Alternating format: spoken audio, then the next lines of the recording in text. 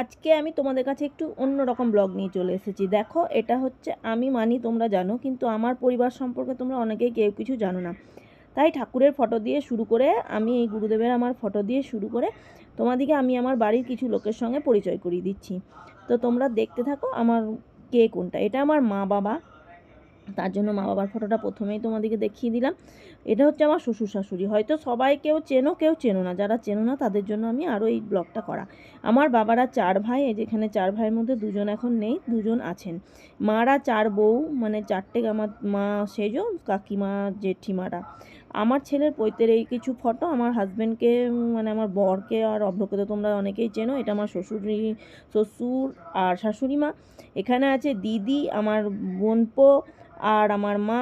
এটা হচ্ছে আমার বৌদি, এটা আমার একমাত্র বৌদি। তারপর আমার দিদি ছোটদি, মানে আমার মেজো জেঠু 2 মেয়ের মধ্যে এটা ছোট মেয়ে। এটা হচ্ছে আমার ছোটদার মেয়ে, মানে বড় জেঠু ছোট ছেলের মেয়ে। যাদের যাদের এটা আমার ছোট বৌদি, এরা পানিপথে থাকে। এটা হচ্ছে আমার ভাইজি, আমার দাদার মেয়ে। এটা আমার হার্টবিট। যাই হোক, আর এই যে অভ্র এই ইচ্ছেকে নিয়ে কোথাও এতে গিয়ে বদমাশি করছিল, সেটাও দিলাম।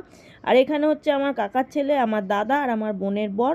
আর এখানে হচ্ছে আমাদের বাড়ির পুচকেগুলো, বোনেরদের ছেলে মেয়ে, তার সঙ্গে দাদার মেয়ে, আমি, আমার শাশুড়ি মা।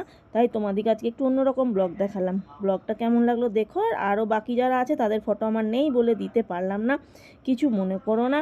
আর এই যে আমাদের পাড়ার মা দুর্গা। তো টাটা, বাই বাই।